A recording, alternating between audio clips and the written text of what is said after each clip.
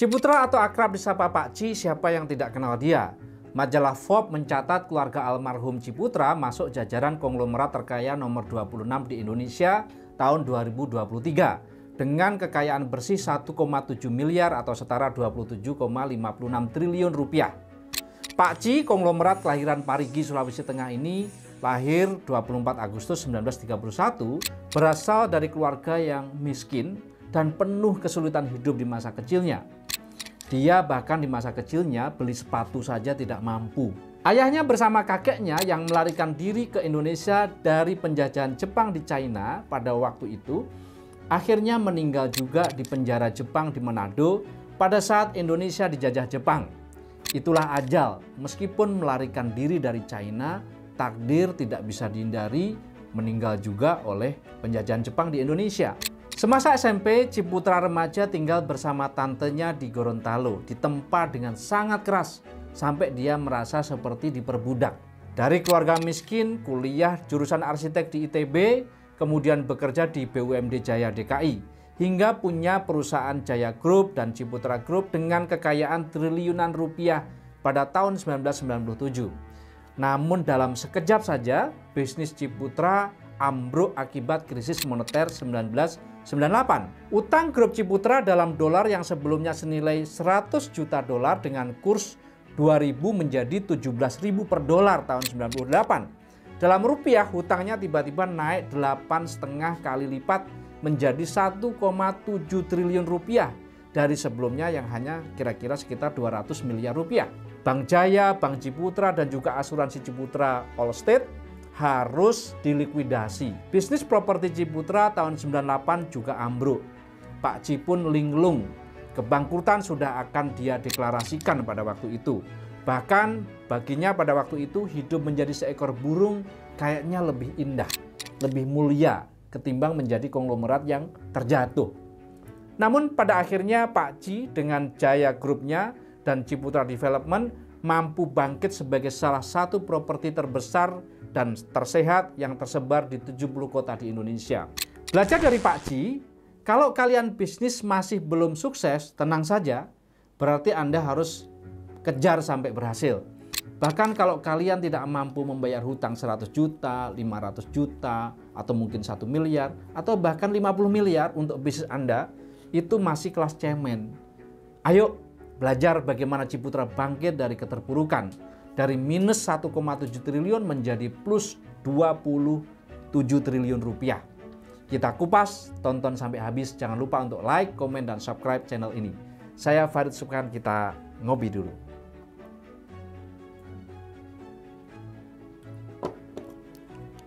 Pendaftaran CPNS 2024 sudah dibuka untuk lebih dari 1 juta formasi.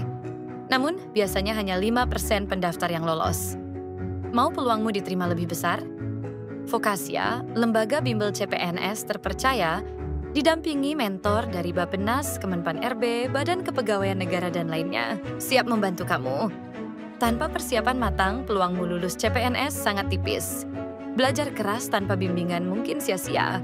Vokasia hadir memastikan kamu agar siap menghadapi setiap tahapan ujian dengan percaya diri. Program pendampingan TWK, TIU, TKP, serta persiapan tes bidang dan wawancara. Dapatkan modul lengkap, video mandiri, dan tryout, serta bimbingan live. Jangan lewatkan, 250 pendaftar pertama mendapatkan diskon 50% hanya hari ini. Harga normal akan berlaku besok. Tes CPNS bukan hanya tentang pintar, tapi tentang kesiapan dan strategi.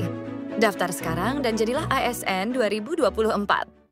Ciputra merupakan pionir pengusaha sektor properti Indonesia.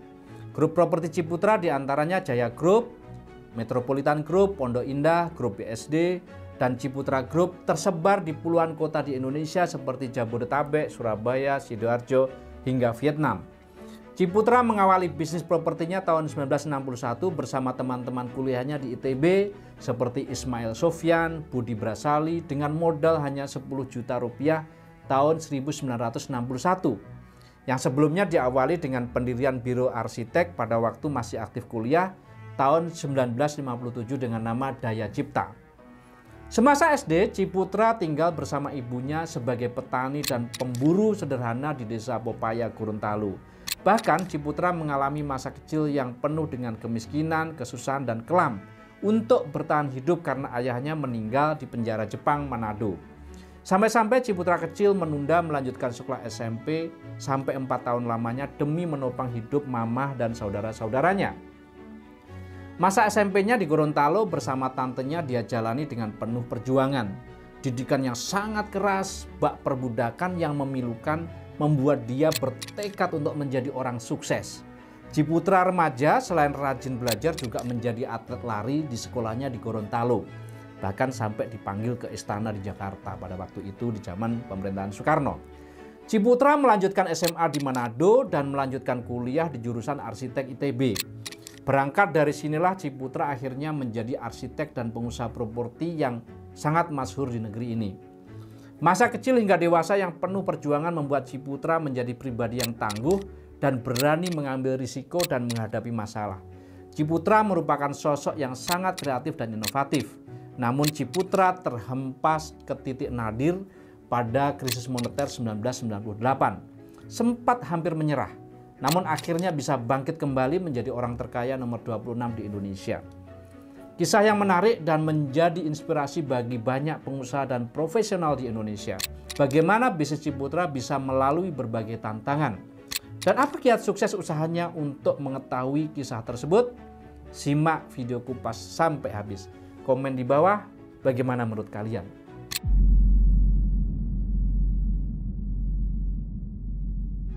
Bagaimana Ciputra bisa bangkit dari krisis 98 yang pernah ia alami? Peristiwa krisis moneter 98 karena depresiasi nilai tukar rupiah membuat usaha milik Ciputra termasuk Jaya Group, Metropolitan Group, Ciputra Group terlilit hutang yang dalam.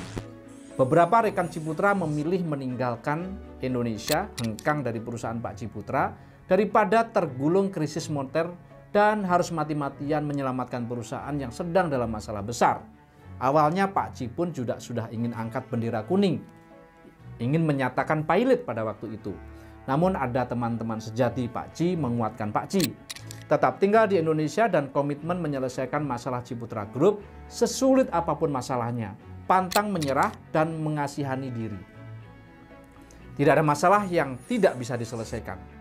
Ciputra melakukan restrukturisasi hutang termasuk menjadwalkan hutang untuk periode pembayaran hutang yang lebih lama sehingga lebih terjangkau. Kemudian Ciputra mengambil keputusan melakukan pemangkasan jumlah karyawan hingga tinggal 35% saja.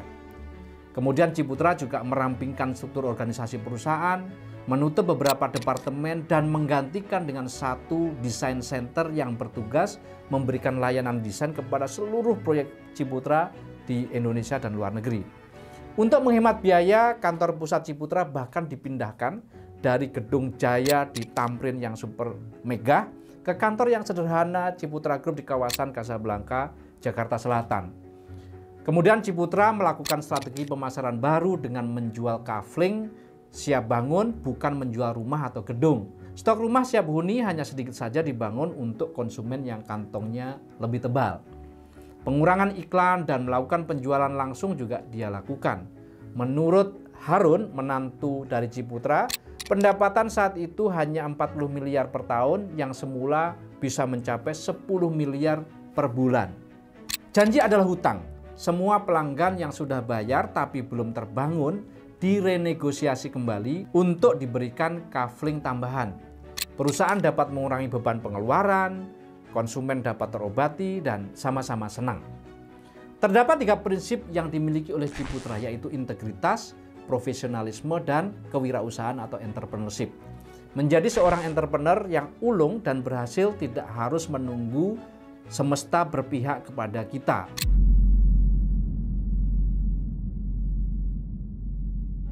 Bagaimana tantangan ekonomi dan strategi bisnis Ciputra hingga kini? Ciputra berhasil mengubah kerugian minus 1,7 triliun rupiah pada 98 menjadi positif 27 triliun tahun 2023. Keberhasilan Ciputra Group ini bukan tanpa tantangan. Yang pertama, fluktuasi ekonomi global. Seperti perusahaan properti lainnya, Ciputra Group juga menghadapi tantangan dari fluktuasi ekonomi global yang mempengaruhi investasi dan permintaan properti. Kemudian belum selesai di situ, ada pandemi COVID 2019. Hal ini menyebabkan perlambatan ekonomi global dan menurunkan permintaan properti bahkan hingga tahun 2024 ini. Lockdown dan pembatasan sosial berdampak pada operasional proyek dan penjualan properti grup Ciputra. Inovasi dan manajemen keuangan yang ketat, menjauhkan diri dari hutang, menjadi salah satu rahasia Ciputra Group bisa bertahan sampai saat ini. Kemudian perubahan kebijakan pemerintah terkait properti seperti aturan perpajakan yang terus meningkat dan juga regulasi pembangunan yang semakin ketat juga menambah tantangan bagi perusahaan dalam menavigasi lingkungan bisnis yang berubah-ubah di industri properti. Kemudian kompetisi yang ketat dengan perusahaan properti lokal dan internasional juga tidak mudah bagi Ciputra untuk menghadapinya. Kemudian apa yang dilakukan Ciputra? Mereka melakukan diversifikasi proyek. Ciputra tidak hanya fokus pada satu segmen pasar, tetapi juga mengembangkan berbagai jenis properti seperti perumahan, komersial, perkantoran, dan pusat perbelanjaan. Ciputra juga melakukan ekspansi internasional ya untuk mengatasi fluktuasi pasar domestik. Perusahaan melakukan ekspansi di negara-negara seperti Vietnam, Kamboja, India, Polandia, bahkan China. Di Vietnam, Ciputra mengembangkan satu properti namanya Citra Westlake City seluas 315 hektar. Kemudian dalam pembangunan Ciputra mengadopsi teknologi terbaru untuk konstruksi dan pengelolaan properti setelah menawarkan konsep smart city dan green building untuk menarik konsumen yang sadar lingkungan. Kemudian fokus pada peningkatan kualitas bangunan dan layanan penajual untuk meningkatkan kepuasan pelanggan dan reputasi perusahaan. Ciputra juga menjalin kemitraan dengan investor lokal dan internasional, serta dengan pemerintah dan komunitas lokal untuk mendukung pengembangan proyek yang lebih besar dan kompleks. Kemudian menerapkan manajemen keuangan yang disiplin untuk menjaga likuiditas dan kesehatan keuangan perusahaan, termasuk pengelolaan hutang yang super hati-hati. Kemudian pengembangan sumber daya manusia, investasi dalam pengembangan keterampilan dan kapabilitas karyawan untuk memastikan perusahaan memiliki tenaga kerja yang kompeten dan siap menghadapi tantangan industri. Dan yang tidak lupa juga sekarang trennya memanfaatkan platform digital atau pemasaran digital untuk pemasaran produk properti grup Ciputra. Anak usaha grup Jaya sudah mencapai sekitar 47 perusahaan dan anak usaha grup Metropolitan bahkan mencapai 54 perusahaan.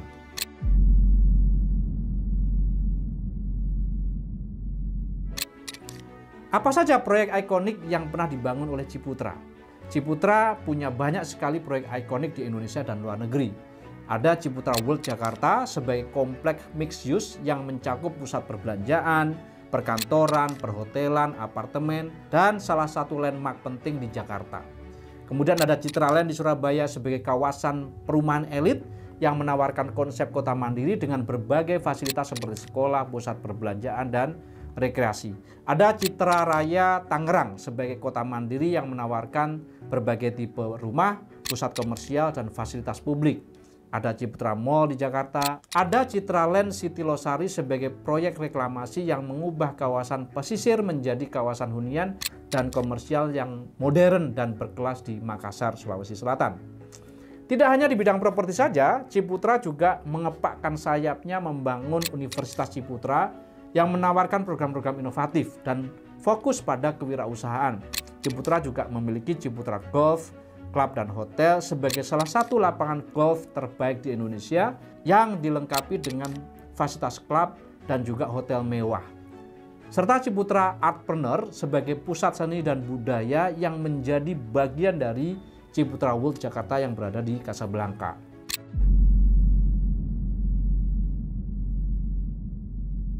Kemudian apa saja tips-tips bisnis yang diajarkan oleh almarhum Ciputra yang meninggal 27 November 2019 ini?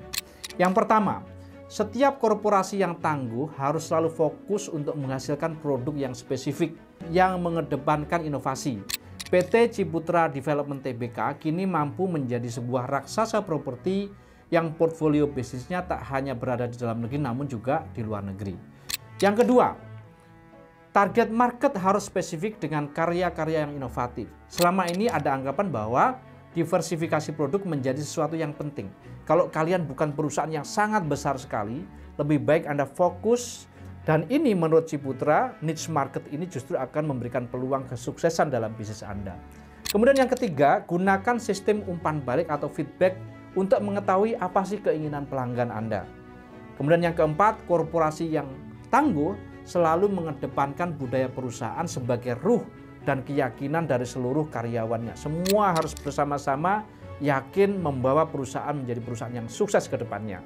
Yang kelima, perusahaan harus menempatkan karyawan sebagai modal utama, sebagai kapital utama, termasuk memberikan pelatihan bagi karyawannya. Kemudian yang keenam, korporasi tangguh itu harus hemat, mengelola risiko keuangan dengan baik, dan terus berinvestasi secara optimal. Almarhum Pak Ci juga mendorong tumbuhnya jutaan wirausahaan lokal, terutama wirausahawan pribumi yang masih ketinggalan dengan wirausahawan keturunan. Bagaimana menurut Anda? Apakah yang bisa dipetik pelajaran agar wirausaha Indonesia juga bisa mengikuti jejak Pak Ciputra? Ayo berikan pendapatmu dengan komen di bawah ini.